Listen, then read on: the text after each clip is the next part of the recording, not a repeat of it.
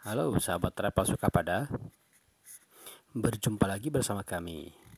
Kali ini kita akan membahas tentang beternak domba secara profesional.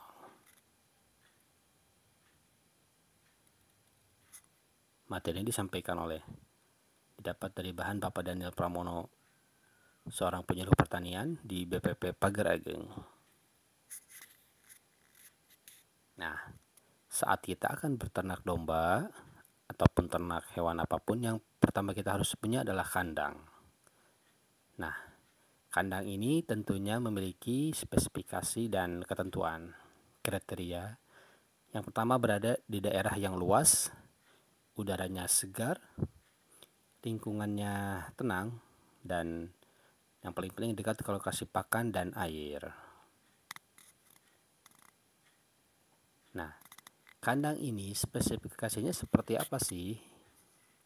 Yuk kita cari tahu informasinya.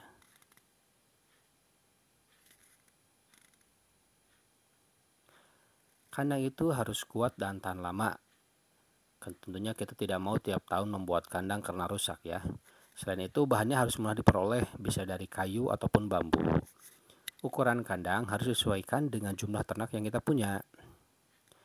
Udaranya harus cukup dan sinar mataharinya harus menyinari kandang. Nah, atap harus terbuat dari bahan yang menyerap sedikit panas. Dan yang penting buat lubang penampungan kotoran di bawah kandang sedalam 40 cm.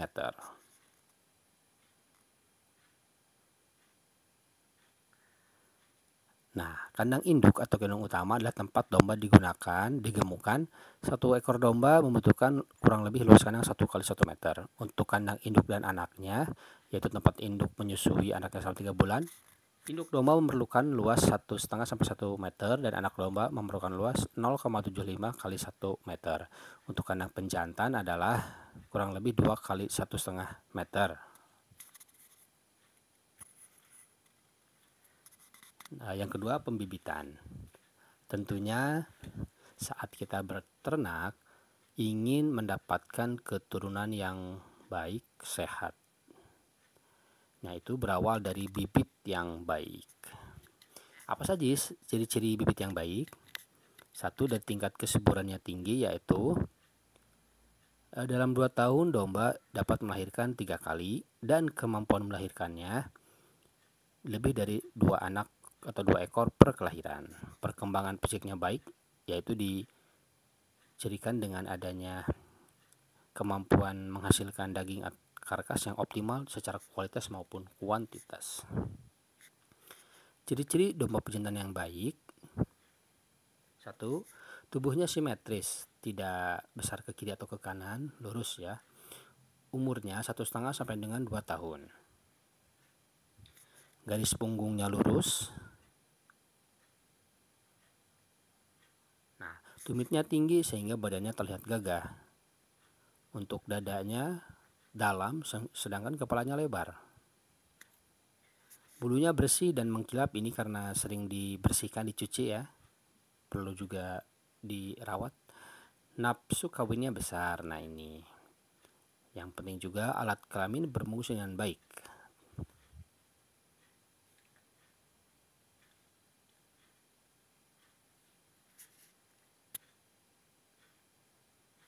Nah, ini adalah ilustrasi domba jantan yang sehat, yang baik.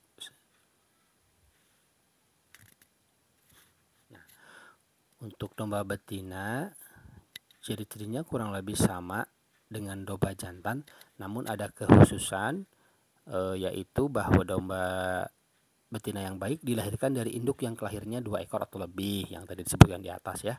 Tubuhnya tidak terlalu gemuk. Nah, ini penting ya. Nah, tidak gemuk itu berarti beratnya itu idealnya itu kurang lebih 10 sampai 15 kg. Nah, ini untuk buah susu atau ambingnya lengkap, simetris, tidak berat sebelah, tidak besar sebelah, dan berjumlah 2.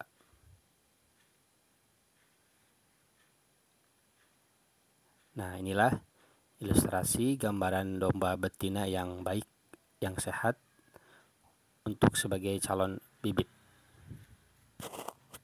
Yang ketiga, pakan atau makanan. Ini tidak kalah penting dengan dua hal tadi yang disebutkan sebelumnya. Pakan ini akan sangat menentukan bagaimana perkembangan domba.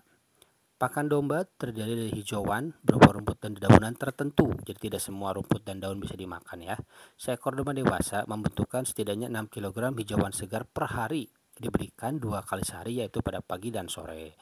Hijauan diberikan dalam keadaan segar ataupun setelah diproses yaitu pengiriman, pengawetan, dan fermentasi. Komposisi campuran rumput dan kacang-kacangan sebagai pakan untuk fase perkembangan domba adalah sebagai berikut.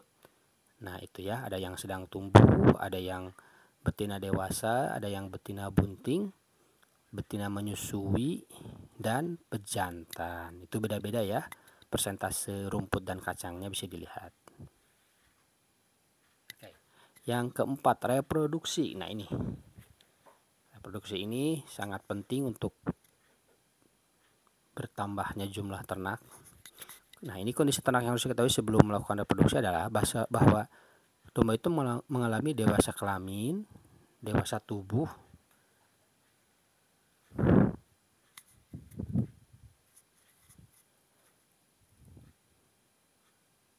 nah ini ilustrasi dikawinkannya domba. Dalam mengawinkan domba adalah petunjuknya satu, jangan mengawinkan domba sedarah atau satu turunan. Nah ini akan sangat penting.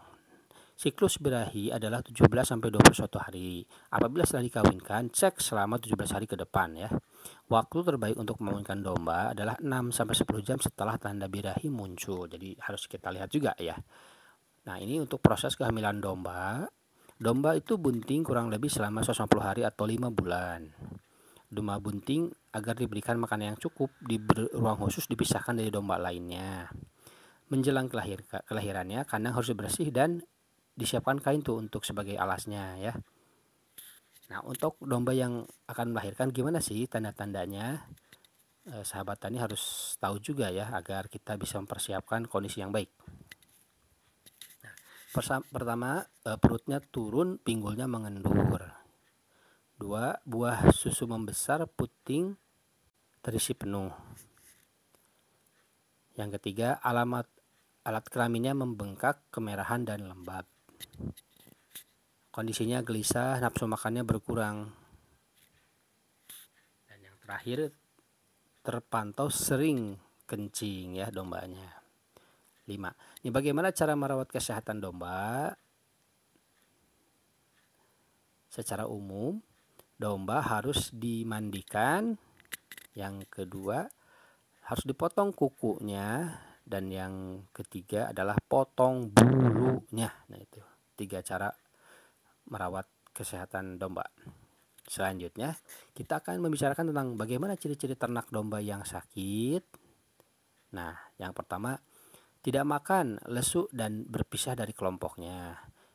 Lalu, domba terlihat tidak fokus dan resah gemetar. Pernapasannya cepat dan tidak teratur. Domba tidak berjalan ataupun apabila berjalan dia pincang. Badannya kurus, terlihat tonjolan rusuk, punggung, pinggul, dan legok laparnya terlihat. Nah, apa sih penyebab sakit pada ternak? Salah satunya adalah gizi buruk pada anak hewan yang mengganggu pertumbuhannya. Lalu adanya sisa pakan yang tidak dibuang dan membusuk di kandangnya tuh. Pakan yang kasar juga bisa melukai bibir domba. Itu bahaya ya. Kurang tepatnya cara mengikat dan tertindih ternak lain itu bisa menyebabkan kematian. Jumlah ternak terlalu padat dalam satu kandang. Ini tidak nyaman. Kotoran yang menumpuk di kolong jarang dibersihkan. Nah, ini jadi sarang penyakit nih. Penyakit yang sering menyerang domba apa aja? 1, mencret. Penyebabnya bakteri ya. Terus ada pink eyes, radang kornea mata. Ada cacar mulut, radang tenggorokan.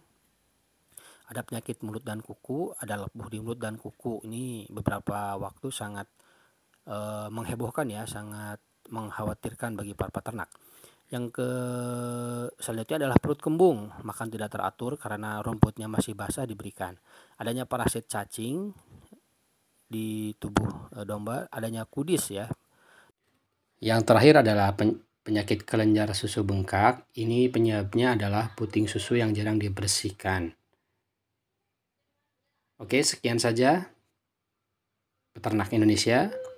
Semoga informasi yang saya dapat sampaikan bermanfaat. Selamat beternak, semoga menjadi peternak yang sukses. Salam.